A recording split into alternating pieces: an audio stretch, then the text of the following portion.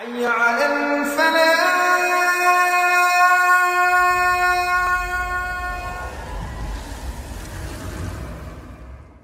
الحمد لله رب العالمين نحمده ونصلي على رسوله الكريم أما بعد فأعوذ بالله من الشيطان الرجيم بسم الله الرحمن الرحيم ربنا ظلمنا أنفسنا وإن لم تغفر لنا وترحمنا لنكونن من الخاسرين صدق اللہ العلی العظیم ان اللہ ملائکتہ یصلون علی النبی یا ایہا الذین آمنوا صلوا علیہ وسلموا تسلیما اللہم صلی علی سیدنا مولانا محمد وعلی آل سیدنا مولانا محمد وبارک وسلم علیہ۔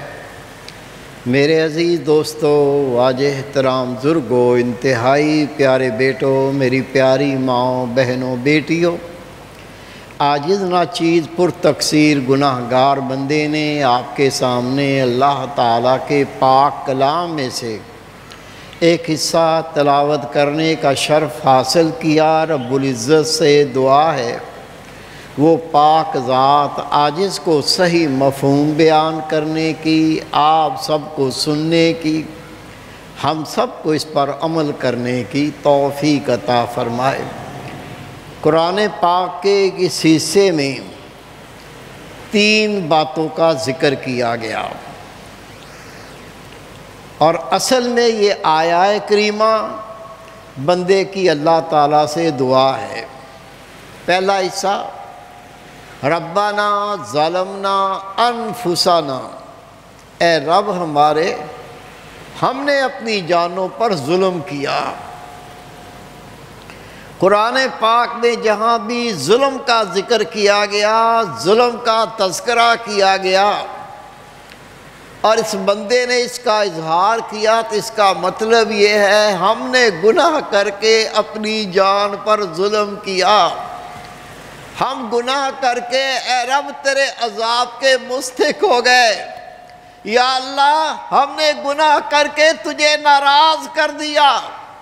ربنا ظلمنا انفسنا وان لم تغفر لنا وترحمنا، ہم نے تو اپنی جان پہ ظلم کیا، گناہ کر کے عذاب کے مستحق ہوئے، لیکن اے ہمارے رب تو ہماری مغفرت فرما دے، ہم پہ رحم فرما دے۔ اور قرآن پاک دلیل ہے، جب بندہ اللہ کی رحمت کا سوال کرتا ہے، رحیم ذات اس سے مغفرت کا سوال کرتا ہے، اللہ تعالیٰ اس کی بخشش بھی فرماتا ہے، اس پہ رحم بھی فرماتا ہے۔ ربنا ظلمنا انفسنا وان لم تغفر لنا وترحمنا لنکونن من الخاسرین۔ یا اللہ، اگر تو نے ہمیں نہ بخشا، اگر تو نے ہم پہ رحم نہیں کیا، ہم تو خسارہ پانے والے ہو جائیں گے، ہم تو گھاٹے والے ہو جائیں گے، ہم اپنا ہی نقصان کریں گے۔ تیری پاک ذات کا کیا نقصان کرتے ہیں؟ ہم تو اپنی جانوں پہ ظلم کریں گے، ہم اپنی جانوں کا عذاب دلائیں گے۔ یا اللہ، ہم خسارے میں چلے جائیں گے۔ اسلامی روحانی مشن، اللہ کی قسم اس کے سوا اس کا کوئی مقصد نہیں۔ ہم نے اپنی جانوں پہ ظلم کیے ہیں، ہم نے گناہ کیے ہیں، ہم نے اللہ کی نافرمانیاں کی ہیں، اپنے رب کو ناراض کیا ہے، اپنے پیارے رسول کو ناراض کیا ہے۔ یہ مشن ان لوگوں کو اکٹھا کر رہا ہے، آؤ اکٹھے ہو کر اللہ تعالیٰ سے بخشش بھی مانگے، اللہ تعالیٰ سے رحم کا سوال بھی کریں۔ اور یہ ایسا مشن ہے، یہ ایسی جماعت ہے، اے میرے بھائی، او میرے بیٹے، میری پیاری بہن، میری پیاری بیٹی، اگر ہم اس مشن سے روگردانی کریں گے، اس مشن سے منہ پھیر لیں گے، خدا کی قسم میں نہیں کہتا، قرآن پاک میں اللہ فرماتا ہے یہی لوگ خسارے والے ہوں گے، یہی لوگ ناکام ہوں گے، یہی گھاٹے والے ہوں گے۔ اپنا گھاٹا کون برداشت کرتا ہے؟ اپنا نقصان کون برداشت کرتا ہے؟ عقل مند اپنی نقصان کی بات کبھی نہیں کرتا۔ معلوم یہ چلا جو اس راہ کا راہی ابھی تک نہیں بنا، جو اس مشن کو ابھی تک قبول نہیں کر رہا، اس مشن کے ساتھ چلنے کے لیے تیار نہیں ہے، وہ اپنے گھاٹے کا سودا کر رہا ہے، نقصان کا سودا کر رہا ہے۔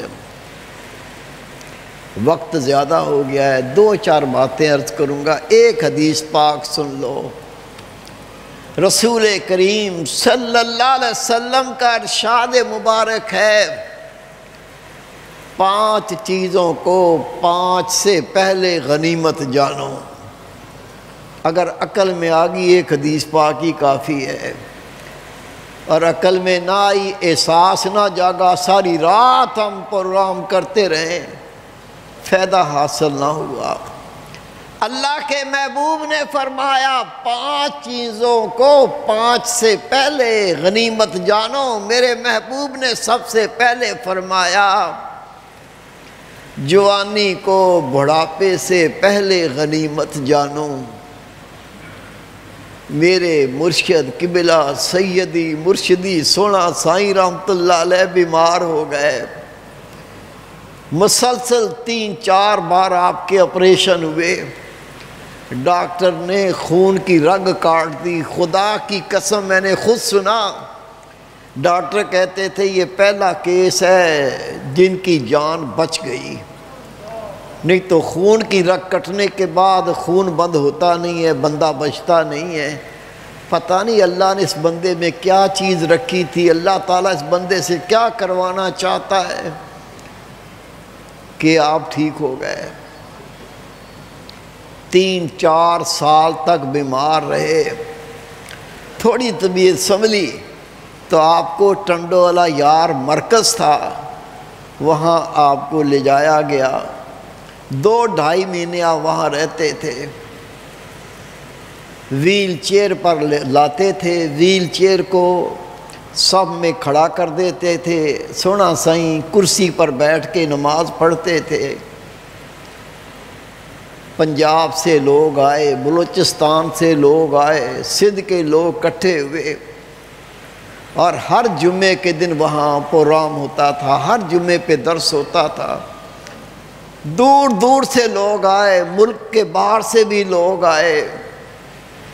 آپ نے نصیحت فرمائی، او نوجوانوں، اگر تمہیں خود اگر سمجھ میں نہیں آتی تم مجھ سے پوچھ لو، میں تمہیں بتاتا ہوں۔ میں جب نوجوان تھا 10-10 میل میں نے پیدل سفر کیا، اللہ کی راہ میں نکل جاتے تھے، گاؤں گاؤں جاتے تھے، اللہ کی بات سناتے تھے، لوگوں کو قرآن پاک سناتے تھے، رسول پاک کا درد بیان کرتے تھے۔ اب میرا حال دیکھو، اب میں پیدل بھی نہیں چل سکتا۔ آپ نے فرمایا مجھے دیکھ کے 2 باتیں سیکھ لو۔ پہلی بات یہ ہے بڑھاپا آنے سے پہلے اپنی جوانی کی قدر کرو۔ اللہ نے جان دی ہے، اللہ نے قوت دی ہے، چلنے کی طاقت ہے، بات کرنے کی قوت ہے، اگر ہے تو یہ اللہ کی نعمت ہے، اس کی قدر کر لو۔ اس جوانی کو اللہ کی راہ پہ لگا دو۔ خدا کی قسم اگر یہ جوانی اللہ کی راہ میں لگ گئی، تیرے نصیب جاگ گئے، تیری وہ زندگی سنور گئی جہاں موت نہیں آئے گی۔ نبی پاک فرماتے ہیں نیکوکار اللہ کی رحمتوں میں ہوں گے، لیکن گناہگار جب اللہ کے سامنے کھڑے ہوں گے وہ کہیں گے ہائے کیا بہتر ہوتا ہم دوبارہ زندہ ہی نہ ہوتے، ہائے کیا بہتر ہوتا جس طرح جانوروں کو اللہ نے مٹی کر دیا اللہ ہمیں بھی مٹی کر دیتا۔ لیکن اللہ تعالیٰ کا حکم ہوگا اب موت نہیں آئے گی، اب موت نہیں آئے گی۔ جو اللہ کے نافرمان ہیں وہ اپنا عذاب بھگتیں گے، نیکوکار میرے انعاموں سے بہرہ ہوں گے۔ اس وقت بندے کو یاد آئے گا جس نے اپنی جوانی اللہ کی راہ میں لگائی ہوگی۔ دنیا سے تو منع ہی نہیں ہے، سارے کام کرو، نوکری کرو، شادیاں کرو، بچوں کو پڑھاؤ، سارے کام کرو، اس کام کے اندر اللہ کے دین کی خدمت کو شامل کر لو۔ ایک آپ نے فرمایا مجھے دیکھو، میرا بڑھاپا دیکھو، ایک تو جوانی کی قدر کرو، جوانی میں اللہ کے دین کا کام کر جاؤ، اور دوسرا فرمایا جب ہم صحت مند تھے کبھی سر میں درد بھی نہیں ہوتا تھا، جب ہم صحت مند تھے ہم نے کسی چیز کی پرواہ نہ کی، نہ سردی دیکھی نہ گرمی دیکھی، آج تمہارے سامنے بیمار ہیں۔ ڈاکٹر تو کہہ رہے تھے کہ بچنے کی امید ہی نہیں ہے، اللہ کو پیارے ہو جائیں گے، اللہ نے پھر تھوڑی زندگی دے دی۔ آپ نے فرمایا لوگو اللہ نے تمہیں صحت دی ہے، اس کی قدر کرو، اور قدر یہ ہوگی اس زندگی کو اللہ کے نام پہ کر دو، اللہ کی راہ پہ لگا دو، اللہ کے دین پہ عمل کر لو، اللہ کے دین کی خدمت کر لو، خدا کا دین پھیلا دو۔ اگر یہ کیا تو تم نے جوانی کی قدر کی، اللہ کا شکر ادا ہو گیا، اور تم نے صحت کی بھی قدر کی، اللہ کا شکر ادا ہو گیا۔ نبی پاک نے فرمایا سب سے پہلے بڑھاپا آنے سے پہلے جوانی کی قدر کرو، اور پھر اللہ کے محبوب نے فرمایا بیماری سے پہلے صحت کی قدر کرو۔ تیسرا خدا کے محبوب کا فرمان ہے مشغولیت سے پہلے فرصت کی قدر کرو۔ کام وام کوئی نہیں ہے لیکن اپنے آپ کو اتنا مصروف کیا ہوا ہے لا یعنی کاموں میں، لا یعنی باتوں میں، نہ کوئی مقصد، نہ کوئی لینا نہ کوئی دینا۔ 24 گھنٹے کم نہیں ہوتے، دن رات میں 24 گھنٹے خدا کی قسم لکھ کے دیکھو۔ جو سیدنا عمر فاروق رضی اللہ تعالیٰ عنہ فرماتے اس سے پہلے کہ تیرا حساب و کتاب ہو تو اپنا حساب و کتاب پہلے ہی کر لے۔ 24 گھنٹے لکھ کے دیکھو میں نے 24 گھنٹے میں کیا کیا۔ خدا کی قسم پتھر ہی پتھر ہوں گے، خاک ہی خاک ہوگی، وہ کام ہو ہی نہ سکے جس کام کے لیے آیا تھا جس کام کو بھول گئی وہ بات۔ مالک لیکھا مانگے گا ہم خالی دونوں ہاتھ۔ لکھ کے تھوڑا پڑھ لیا کرو کہ میں نے آج دن رات 24 گھنٹے میں کیا کیا۔ ہو سکتا اللہ دل میں احساس پیدا کر لے یہ 24 گھنٹوں تو میں نے مٹی میں رول دیے، کیا بہتر ہوتا ان 24 گھنٹوں میں کوئی 4-5 گھنٹے اللہ کے دین کے لیے بھی لگ جاتے، اللہ کا ذکر کر لیتے، کوئی 2-4 نفل پڑھ لیتے، نبی پاک پر درود و سلام پڑھ لیتے، اللہ اس کے رسول کی اطاعت کر لیتے۔ یہ احساس پیدا ہو گیا تو کوشش کرو گے، جب کوشش کرو گے تو اللہ کا وعدہ ہے میں تمہارے یہ رستے کھول دوں گا۔ عاجز گیا افریقہ ایک ملک ہے ملاوی، ایک دوست نے بار بار کہا حضرت صاحب آپ وہاں میرے آفس آ کے دعا کر دیں گے۔ عاجز نے کہا جب آپ کی طرف نکلوں گا تو یاد دلا دینا، وہاں سے دعا کر کے آگے چلے جائیں گے۔ وہ اپنے دفتر لے گیا، کہتا حضرت صاحب دعا کریں، کاروبار کی برکت کے لیے دعا کر دیں۔ عاجز نے دعا پڑھی ربنا آتنا فی الدنیا حسنۃ وفی الآخرۃ حسنۃ وقنا عذاب النار۔ یا اللہ تو ان کی دنیا بھی بھلی کر دے، ان کی آخرت بھی بھلی کر دے، اور آگ کے عذاب سے پناہ عطا فرما دے۔ اٹھنے لگا تو کہنے لگا حضرت صاحب 1 منٹ بیٹھے۔ آج نے کہا حکم کریں۔ کہنے لگا حضرت صاحب اب تو پریشان ہو گیا ہوں، زندگی سے بیزار ہو گیا ہوں۔ میں نے کہا بھائی کیوں پریشان ہو، کیوں زندگی سے بیزار ہو؟ کہتا ہے 7 ملٹی نیشنل کمپنیاں، ملٹی نیشنل 7 کمپنیاں، میں چاہتا ہوں کہ میں خود ان کو لک آفٹر کروں، حساب کتاب کروں، پوچھا کروں۔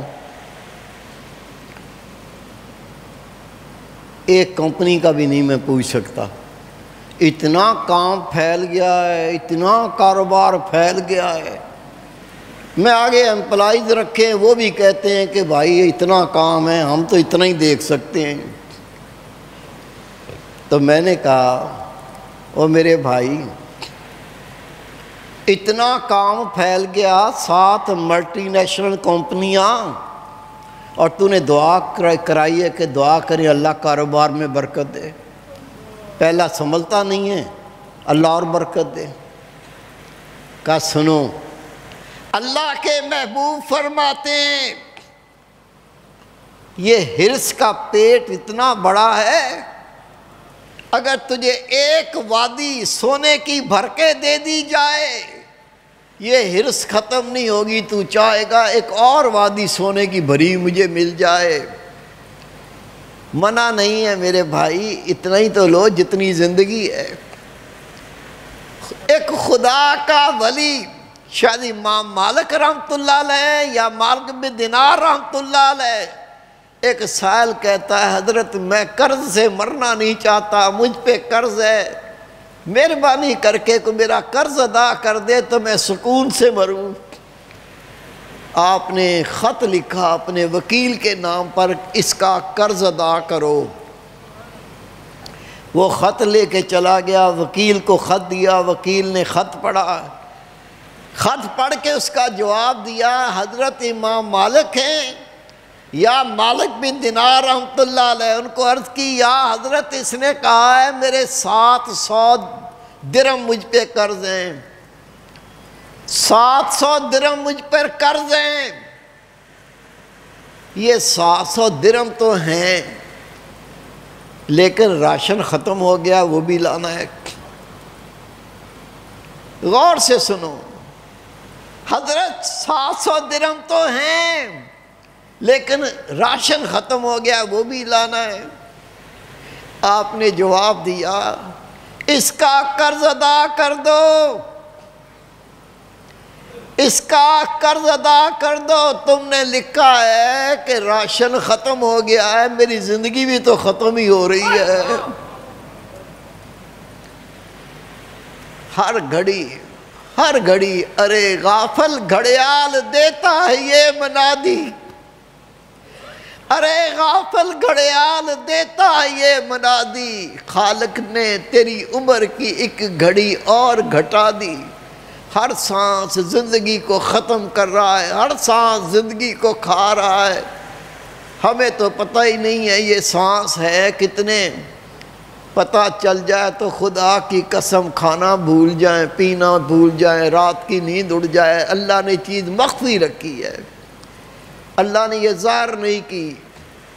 اس لیے اگر میرے بھائی میرے بیٹے اس بات کی دل میں فکر پیدا کر لیں گے تو انشاءاللہ تعالی یہ آپ کی زندگی بہترین اچھے کاموں میں گزرے گی۔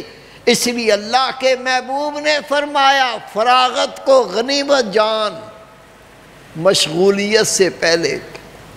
کہیں ایسا نہ ہو جیسے میرے بھائی کی 7 کمپنیاں تھیں، یہ 7 کمپنیوں کا مالک تھا، ایک کمپنی کا حساب کر نہیں پا رہا ہے، ملازم رکھے، وہ بھی کہتے ہیں جتنا کام کر سکتے ہیں اتنا ہی کر سکتے ہیں، اتنی کمپنیوں کا حساب کتاب ہم کیسے دیکھیں؟ میرے بھائی اللہ اگر بندے کو کسی ایسے کاموں میں مشغول کر دے پھر بڑا پچھتائے گا، یار وقت ہی نہیں ہے، کوئی 2 نفلی کو بھی پڑھ لیتا، وقت ہی نہیں ہے، ایک تسبیح دروشی بھی پڑھ لیتا، یار وقت ہی نہیں ہے۔ دوست اللہ کے نام کی تبلیغ کرنے جا رہے ہیں، میں بھی کوئی 2 گھنٹے اس میں دے دیتا۔ اگر فراغت ہے اس میں اللہ کا شکر ادا کر، اور شکر کب ادا ہوگا؟ جب ان فراغت کی گھڑیوں میں اللہ کے دین کی خدمت میں لگ جائے گا۔ ان گھڑیوں کا یہ شکرانہ ہوگا۔ اللہ کے محبوب صلی اللہ علیہ وسلم فرماتے ہیں مفلسی غربت سے پہلے مالداری کو غنیمت جان۔ قرآن پاک میں اللہ نے بڑے واقعات بیان کیے ہیں۔ ایک شخص جب کہیں صدقے کی بات آتی، خیرات کی بات آتی، اللہ کے نام پہ مال قربان کرنے کی بات آتی، وہ کہتا یا اللہ تو نے دیا ہی نہیں ہے، تو دیتا تو میں بھی مسجد بنوا دیتا، یا اللہ تو نے دیا ہی نہیں ہے، اگر دے دیتا تو میں بھی کوئی 2-4 عالم کا خرچہ اٹھا لیتا، وہ عالم بن جاتے، اگر تو مجھے دیتا میں بھی حفاظ کا خرچہ دے دیتا، حافظ بن جاتے، تیرا قرآن پاک لوگوں کو سکھاتے۔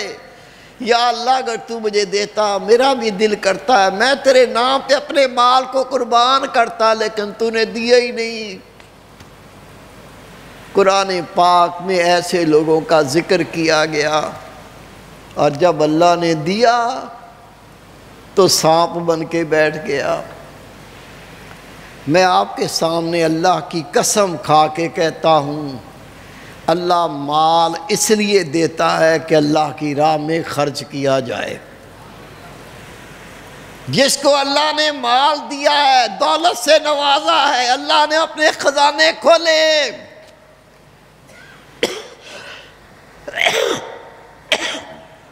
وہ سمجھ جائے اللہ میرے رتبے بلند کرنا چاہتا ہے، اللہ مجھے نوازنا چاہتا ہے۔ اور کیسے؟ اللہ نے دیا، اور دیا اس لیے کہ میں اس کو اللہ کے نام پہ خرچ کروں، اور پھر خرچ کرنے پر تو یقین جان 10 دنیا 70 آخر، 10 گنا اللہ تجھے جنت میں دے گا، 70 گنا مرنے کے بعد اللہ آخرت میں تیرے خزانوں میں جمع کرے گا، آخرت میں عطا فرمائے گا۔ اس سے پہلے ہم پھر وہی بھیک مانگنے لگ جائیں، سوال کرنے لگ جائیں، جھولیاں پھیلا پھیلا کے التجائیں کرنے لگ جائیں۔ جب دیا ہے یہ کمانے کا موقع ہے، کما، خدا کی قسم اللہ نے تیرے سامنے اس کے ذرائع رکھ دیے ہیں کہ تو کیسے کمائے۔ حدیث پاک ہے، موسیٰ علیہ السلام جا رہے تھے، ایک بندہ آ کے رونے لگا، یا نبی اللہ ساری زندگی گزر گئی، ایک دفعہ میں نے پیٹ بھر کے کھانا نہیں کھایا۔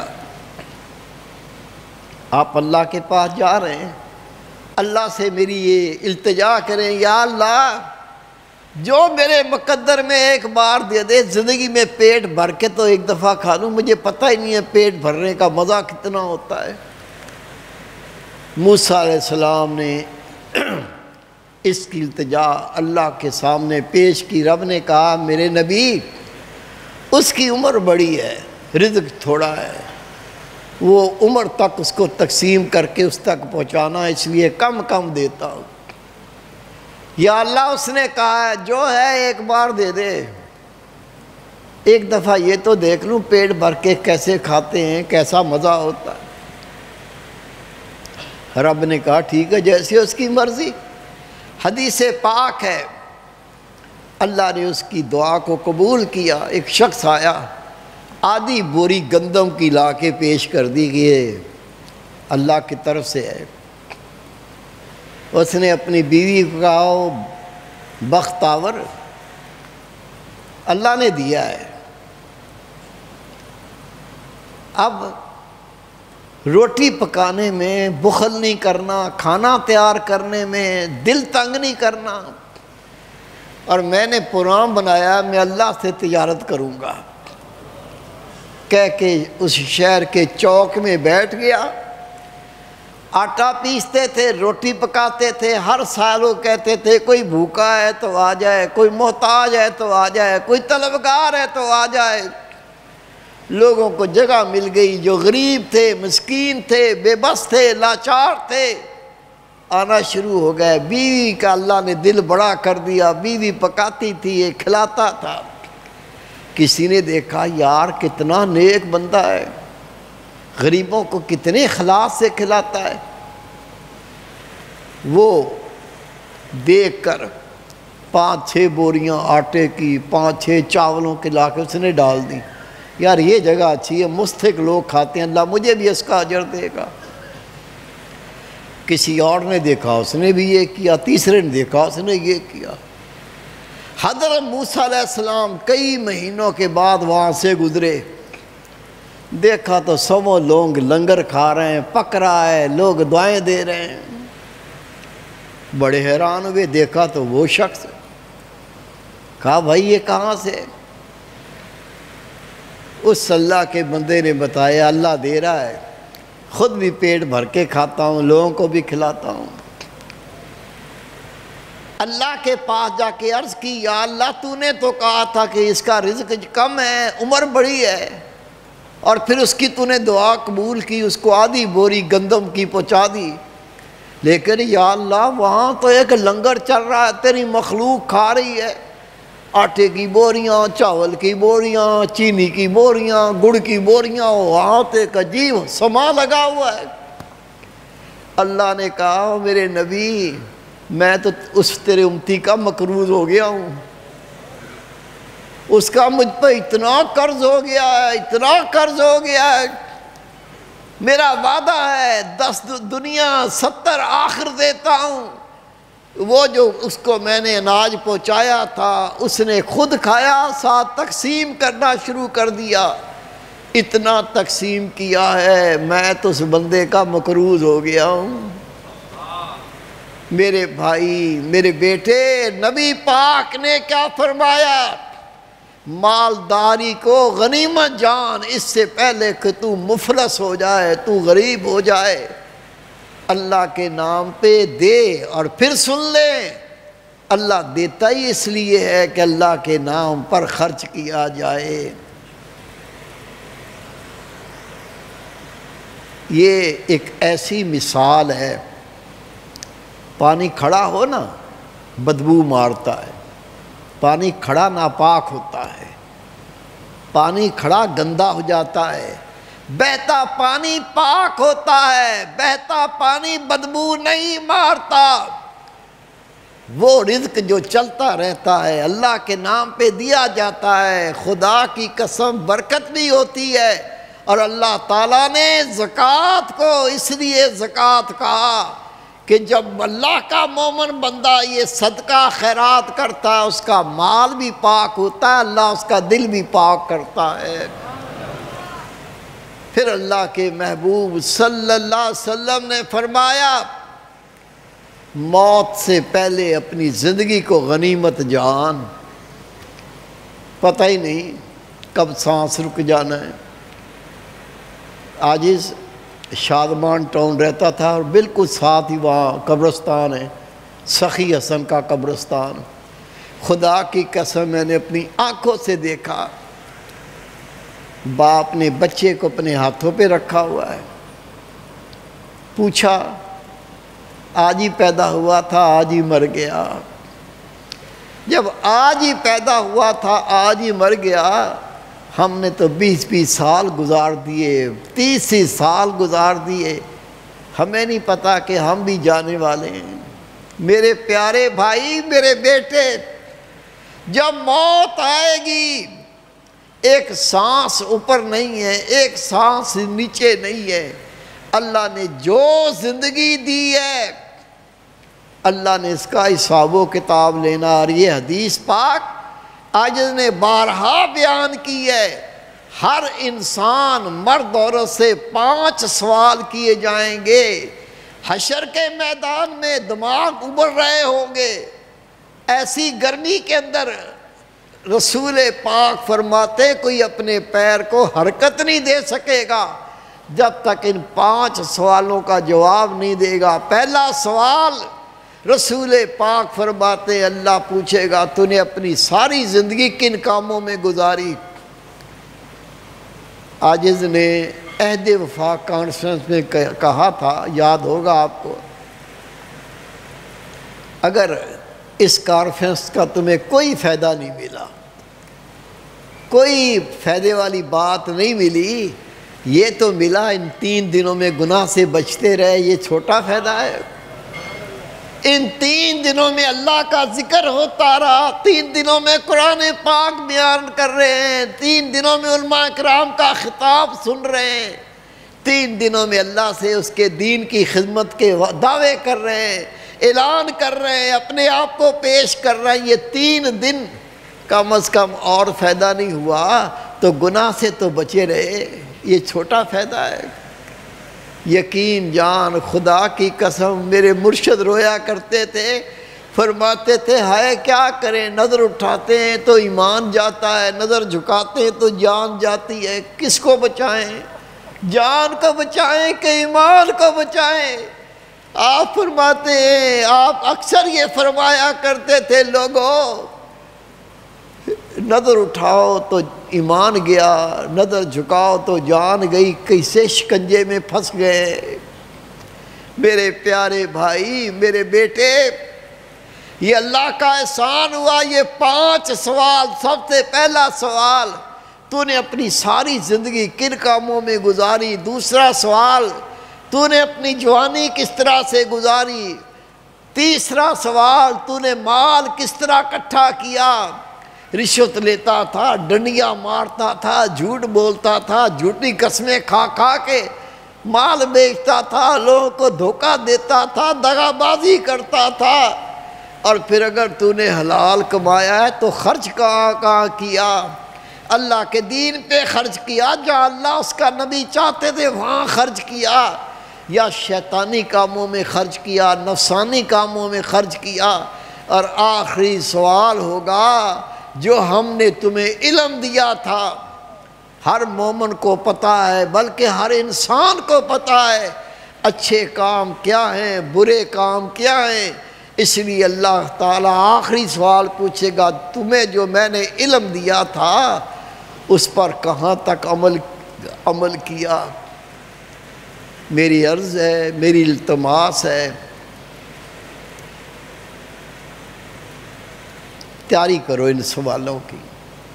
اور آپ کو کیسا اسکول مل گیا، کیسا کالج مل گیا، کیسی یونیورسٹی مل گئی، سب کچھ مفت میں، کوئی فیس نہیں۔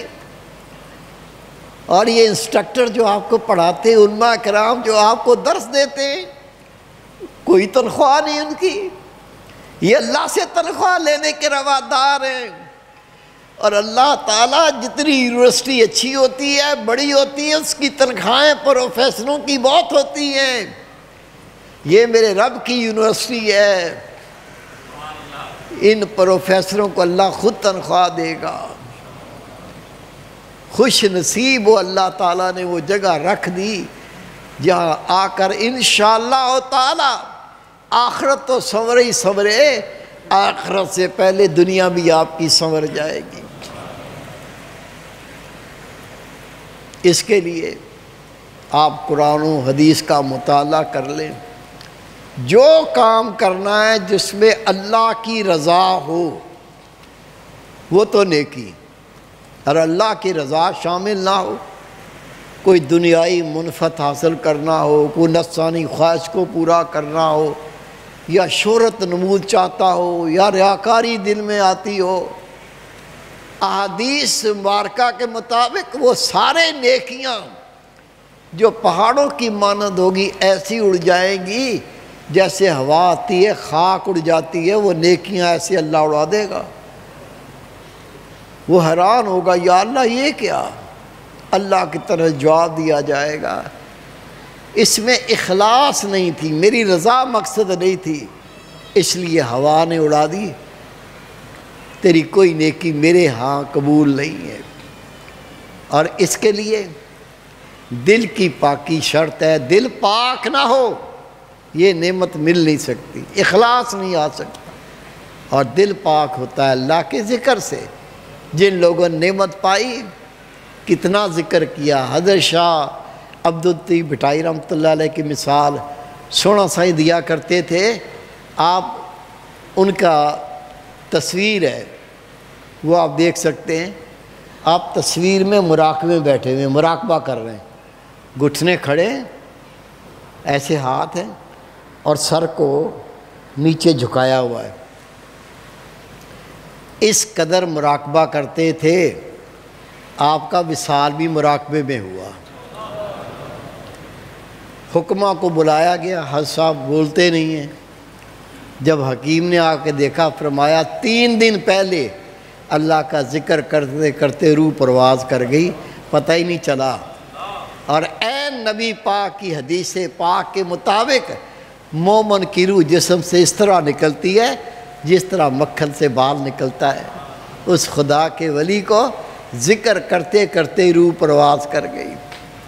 اور یہ حدیث پاک اللہ کے محبوب فرماتے ہیں، جب اللہ کے ذاکر بندے کی موت کا وقت آتا ہے، آخری گھڑیاں آتی ہیں، عزرائیل علیہ السلام اس کی روح قبض کرنا چاہتے ہیں۔ وہ اللہ کا ذاکر کہتا ہے، یہ روح تو نے میرے اندر ڈالی تھی؟ کہا نہیں۔ کس نے ڈالی تھی؟ فرشتہ کہتا ہے اللہ نے ڈالی تھی۔ کہا پھر یہ روح اللہ ہی نکالے گا، تو نہیں نکال سکتا۔ اللہ کے محبوب فرماتے ہیں، وہ فرشتہ کہے گا یا اللہ تیرا بندہ تو مجھ سے حجت کر رہا ہے کہ جب تو نے یہ روح ڈالی نہیں تھی تو کیسے نکالے گا؟ جس سے ڈالی تھی وہی میری روح نکالے۔ اللہ فرمائے گا میرے فرشتے، میری جنت میں ایک ایسا درخت ہے جس کو نور سے بنایا، اس کی ٹہنیاں نور کی، اس کے پتے نور کے، اس کا پھل نور کا۔ وہاں سے ایک پھل لے جا، اس نور کے پھل کو قریب کر، وہ یہ نور جو ہے اس کے دل روح کا جو نور اس کو جذب کر لے گا، اس کو پتہ نہیں چلے گا میری روح کیسے نکل گئی۔ اللہ کا ذکر، اللہ کے ذکر سے ایمانی طاقت بڑھتی ہے، اللہ کے ذکر سے نیکی کرنے کی توفیق ہوتی ہے، اللہ کے ذکر سے اللہ اخلاص کی دولت سے نوازتا ہے۔ اللہ کا ذکر کتنی بڑی نعمت ہے۔ خدا کے محبوب نے فرمایا اللہ کا ذکر، جو اللہ کے ذکر میں چیز وسیلہ بنتی ہے، اس کے علاوہ اللہ نے ہر چیز پر لعنت کر دی۔ یہی وہ چیز ہے، یہ جو آپ دین کی خدمت کرتے ہیں یہ بھی اللہ کا ذکر ہی ہے، لیکن وہ ذکر گاڑی کے اندر گارڈ کا ڈبہ بھی ہوتا ہے، پسنجروں کا ڈبہ بھی ہوتا ہے، اس کے اندر انجن بھی ہوتا ہے، اس کے اندر ڈائننگ کار بھی ہوتی ہے جہاں کھانا لوگ کھاتے ہیں، لیکن کھینچتا سب کو انجن ہے۔ یہ سارے ذکر ہیں، قرآن پاک کی تلاوت ذکر ہے، نماز بھی ذکر ہے، روزہ بھی ذکر ہے، حج بھی ذکر ہے۔ یہ جو آپ تبلیغ کرتے ہو یہ بھی ذکر، لیکن اس کو کھینچنے کا انجن یہ جو دل کا ذکر دیا یہ ہے۔ جب کرو گے انشاءاللہ تعالی انجن سلامت ہے، ساری گاڑی سلامتی سے منزل پر پہنچے گی۔ اللہ کا ذکر 2 قسم کا، ایک زبان سے اللہ کا ذکر کرنا، دوسرا دل سے اللہ کا ذکر کرنا۔ اور حدیث پاک کا مفہوم ہے زبان کے ذکر سے دل کا ذکر 70 گنا زیادہ شان رکھتا ہے۔ ابھی میں ایک دوست کو دل کے ذکر کا طریقہ سمجھاتا ہوں، جو نئے دوست ہیں سب کو اکٹھی اجازت دے دوں گا، یہ کر لو اور دنیا آخرت کو سنوار لو۔ سب دیکھیں ادھر، یہ دل کی جگہ، یہ اللہ کی محبت کی جگہ، یہ اللہ کی معرفت کی جگہ۔ ہر وقت یہاں خیال کر کے سنو، میرا دل کہتا ہے اللہ اللہ اللہ۔ بیٹھو گا مرد عورت کوئی بھی ہو، اس کا دل الٹی طرف بائیں طرف پستان سے 2 انگلی نیچے، یہ دل کی جگہ ہے۔ حدیث پاک ہے قلب المومن بیت الرحمن، مومن کا دل اللہ کا گھر ہوتا ہے۔ میرے بھائی، میرے بیٹے، میری پیاری بہن، اللہ پاک ہے، ہمارے دل گندے غلیظ اور ناپاک ہیں، یہ دل اللہ کا گھر نہیں بن سکتے۔ دل کو پاک کیسے کرتے ہیں؟ اللہ کے محبوب نے فرمایا ہر چیز کو پاک کرنے کا کوئی نہ کوئی ذریعہ ہوتا ہے۔ دلوں کی پاکی اللہ کے ذکر سے حاصل ہوتی ہے۔ آپ سب کو دل کے ذکر کی اجازت، یہ اجازت کیا ہے؟ کتاب پڑھ لو۔ حضرت بازی بستامی رحمۃ اللہ علیہ فرماتے ہیں جس مومن کو دل کے ذکر کی اجازت مل جائے اور وہ کر لے، اس کے سب کام خود بخود ہونے لگتے، سب کو اجازت۔ کیسے کرنا ہے؟ بہت آسان طریقہ، ہر وقت اٹھتے بیٹھتے چلتے پھرتے کھاتے پیتے اپنا خیال دل کے مقام پہ رکھ کے سن۔ دل کہتا ہے اللہ اللہ اللہ اللہ، سننا ہے۔ جب توجہ کر کے سنیں گے پہلے خیال پکے گا اور توجہ کریں گے، پھر دل کی دھڑکن سننے لگ جائے گی، پھر اور توجہ کریں گے۔ یہ دل جس طرح زبان سے اللہ نکلتا ہے دل سے نکلے گا، اور یہ دل ہمیشہ کے لیے زندہ ہو جائے گا۔ اس کے علاوہ دل کی زبان جلدی جاری ہو، سینہ جلدی منور ہو، آپ جلدی اللہ کے ولی بنیں، دل میں وہ ایمانی غیرت جاگے، ماشاءاللہ خود تو نماز نہ چھوڑیں، پورے گھر کو نمازی کر دیں، اللہ کے نام کے ڈنکے بجا دیں، اللہ تعالیٰ آپ کا محافظ بن جائے، اللہ تعالیٰ کارساز بن جائے، اللہ تعالیٰ مددگار بن جائے، آپ رب کے ہو جائیں، رب آپ کا ہو جائے۔ اس کے لیے مراقبہ ہوتا ہے۔ مراقبہ اللہ کا ذکر کرنے کا وہ طریقہ ہے جو ہمارے پیارے رسول غار حرا میں کیا کرتے تھے۔ یہ کیسے کرتے ہیں؟ جب بھی وقت ملے، جتنا وقت ملے، وضو ہے یا نہیں کوئی شرط نہیں ہے، کیا کرنا ہے؟ فارغ ہوتی بیٹھ جاؤ، بیٹھ کے آنکھیں بند کر لو، گردن کو نیچے جھکا دو، پھر آج تک جو گناہ کیے ہیں ان کو یاد کر کے تھوڑا رو لو۔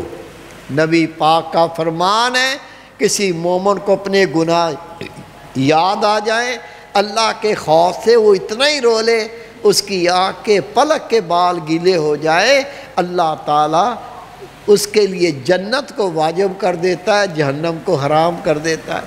کیسے مراقبہ کرنا ہے؟ فارغ ہوتی بیٹھ جاؤ، آنکھیں بند، گردن نیچے، گناہ سے رو دو کہ توبہ، اللہ سے وعدہ کر یا اللہ تو میرے پچھلے گناہ معاف کر دے، آئندہ میں تیری نافرمانی نہیں کروں گا۔ پھر اپنا خیال دل کے مقام پہ لا کے سنیں، دل کرتا ہے اللہ اللہ اللہ، یہ مراقبہ۔ اس کے علاوہ نماز کبھی نہیں چھوڑنی۔ زانی، شرابی، بدکار، لعنتی، دیوس، سب سے گناہ گار بے نمازی۔ خود نماز پڑھنی ہے، تیرا فرض ہے، جتنے تیرے گھر میں افراد ہیں ان کو نماز پڑھانی بھی ہے۔ اگر حق ادا نہیں کیا جان نہیں چھوٹے گی، حق ادا کر کے بری ذمہ ہو جاؤ۔ نماز پڑھیں، وضو کریں، یہ مسواک رسول پاک کی سنت ہے، ایسے پکڑ کے دائیں پھیرو بائیں پھیرو، حلق میں پھیر کے دھو لو، اس طرح 3 بار پھیرو، رسول پاک کی سنت ادا ہوئی۔ اور شان کیا ہے؟